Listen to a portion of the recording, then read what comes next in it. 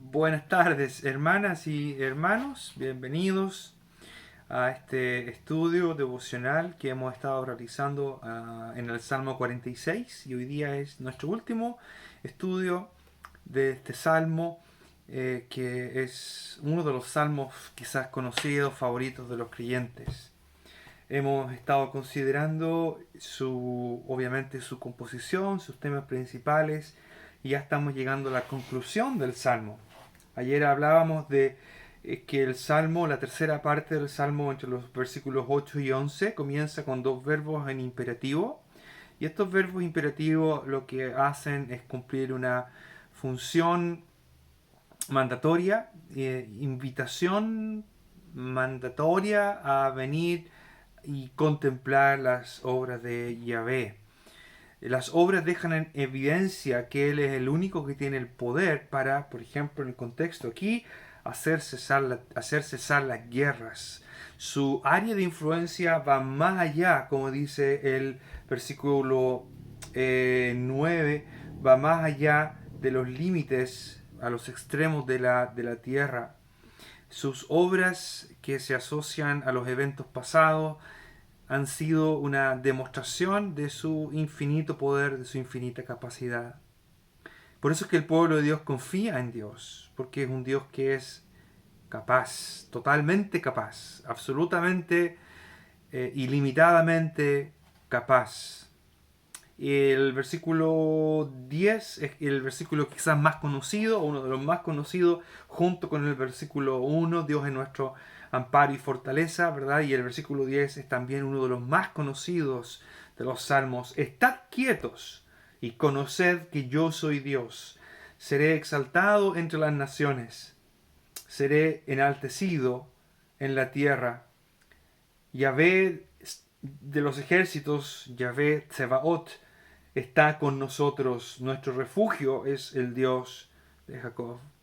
Ahora es Dios quien está hablando, al igual que en el Salmo 91. Los que siguieron el estudio en el Salmo 91 se recordarán que al final del Salmo Dios es quien asume la palabra, y aquí también otra vez Dios es quien está hablando. Y ahora hay dos imperativos nuevamente que probablemente se corresponden a los dos previos. El venir y contemplar ahora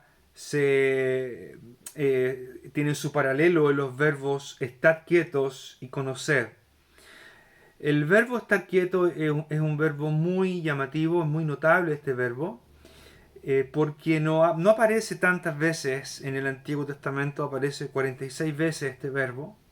Y de esas 46 verbos, de esas 46 veces, 21 veces está conjugado en un sistema verbal en hebreo que se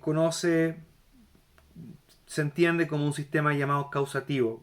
Un poco técnico, eso no lo voy a explicar aquí ahora. El sistema verbal hebreo es complejo, y es importante que cuando uno hace un análisis de un verbo, especialmente en hebreo, es ver en qué clase de conjugación se está ocupando, porque eso puede determinar o influir en el significado. Bueno, dicho eso, 21 veces aparece en esta forma causativa.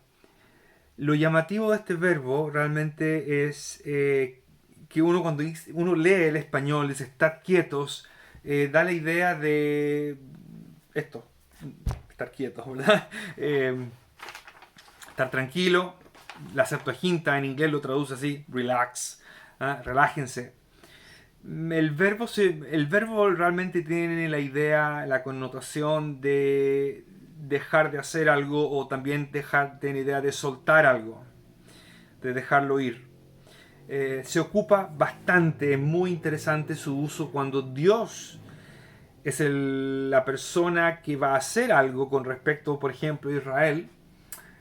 Aparece en Deuteronomio este verbo, capítulo 4, versículo 31, porque Dios misericordioso es Yahvé tu Dios, no te dejará. Ese es el mismo verbo que aparece aquí, que se traduce estar quietos. En Deuteronomio 4 no es un imperativo, es un verbo imperfecto. Dice, no te dejará, ni te destruirá, ni se olvidará del pacto.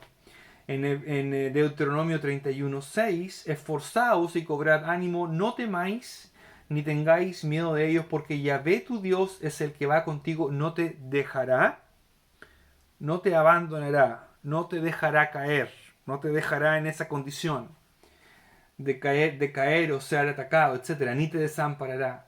Éxodo 31:8, y Yahvé va delante de ti, Él estará contigo, no te dejará. Josué 1:5, el mismo verbo, nadie te podrá hacer frente en todos los días de tu vida, como estuve con Moisés, estaré contigo, no te dejaré, ni te desampararé. Dejar, entonces, cuando Dios es quien ejecuta la acción y está prometiéndolo a alguien, tiene la idea de no dejarlo, de no abandonarlo, de no soltarlo, de no soltarlo. Esa es un poco la idea, de no dejarlo caer. Es llamativo que el mismo verbo se ocupe aquí. Es un verbo donde se llama a confiar en Dios, a descansar en quién es Él, descansar en su capacidad. Y aquí entonces la idea realmente es, cuando dice estar quietos, es paren, paren. Dejen de hacer lo que están haciendo. Suéltenlo, déjenlo ir.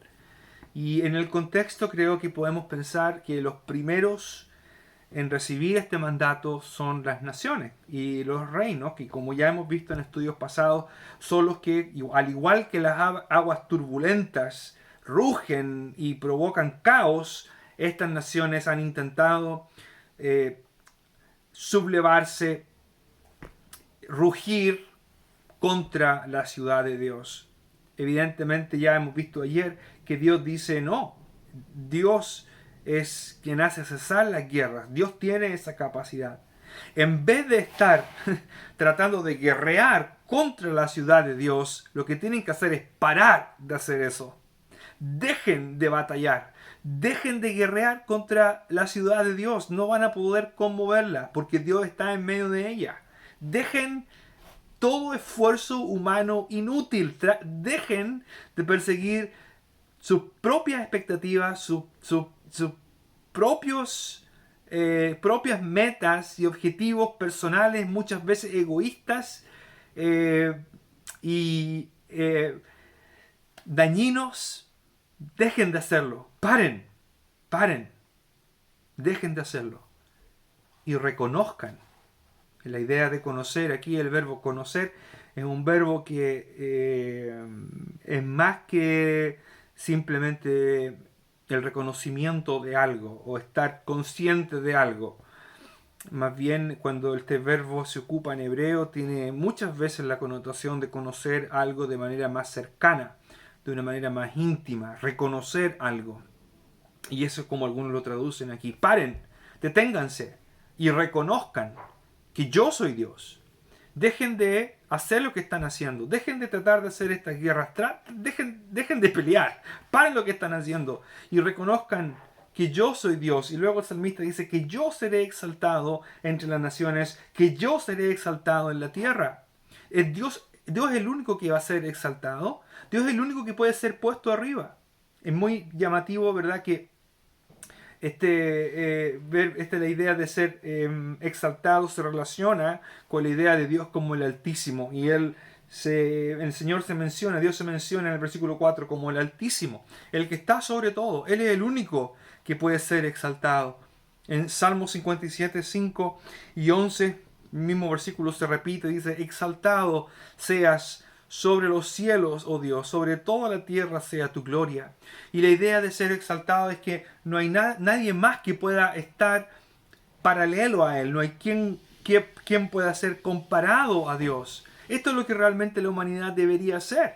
Esto es lo que la humanidad y el ser humano debería ser. Es parar y conocer y reconocer que solo Dios es el único que es y será siempre exaltado.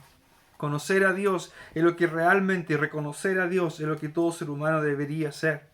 El profeta Jeremías lo dijo así en el capítulo 9 y el versículo 23 y 24. Así dijo Yahvé: no se alabe el sabio en su sabiduría, ni en su valentía se alabe el valiente, ni el rico se alabe en sus riquezas, mas alábese en esto el que se hubiere de alabar, en entenderme y conocerme que yo soy Yahvé, que hago misericordia, juicio y justicia en la tierra, porque estas cosas quiero. En esto uno debiera alabarse, en empezar a entender, a discernir, contemplar y conocer.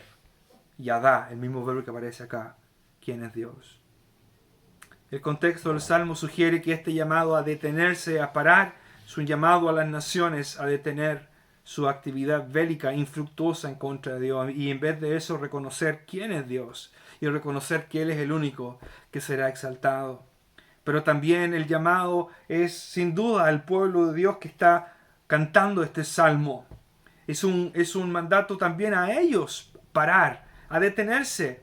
Y en el caso del pueblo que confía en Dios, el llamado es a dejar de asustarse, a dejar de tratar de hacer lo que realmente es infructuoso, lo que realmente no va a cambiar en nada. Las circunstancias en las cuales estamos, a lo mejor, quizás muchos creyentes se encuentran hoy día frustrados o asustados por lo que ha pasado, cómo este virus ha alterado totalmente la vida, literalmente de todo el mundo. Planes que se han obstruido, planes que se han frustrado, planificaciones que teníamos que han tenido que ser cambiadas, cosas que han sido canceladas, en fin, tantas cosas, ¿verdad? Y entonces en nuestra mente podríamos estar batallando y pensando, pero ¿por qué nos pasa esto? ¿Y por qué esto otro? Y Dios dice, para, detente, para y reconoce que yo soy Dios. Este es un llamado muy... Este versículo es una invitación muy fuerte, muy desafiante, muy potente, a dejar a Dios ser Dios. Me encantó esa frase, lo leí en un comentario de Broyles en el libro de Salmos. Dejar a Dios ser Dios. Quizás eso es lo que más nos cuesta como creyentes, es dejar a Dios ser quien es. En vez de estar luchando, en vez de estar batallando, en vez de estar preguntándonos por qué pasó esto, o si hubiera sido esto otro, o si hubiera pasado esto otro, más bien reconocer que Dios es Dios y que Él finalmente es el único que es exaltado y que merece toda la gloria, el honor y la honra. El Señor Jesús, el apóstol Pablo, hablando de él a los filipenses, habla de él como aquel que se humilló a sí mismo, se vació a sí mismo. ¿Quién comprendía el misterio de la cruz? El Señor dijo, si yo fuera levantado, a todos atraeré a mí mismo. Qué obra tan misteriosa la obra de la cruz. ¿Por qué tenía que morir? Preguntaría quizás más de algún discípulo. Pero el apóstol Pablo sigue en Filipenses diciendo, por lo cual Dios también lo exaltó.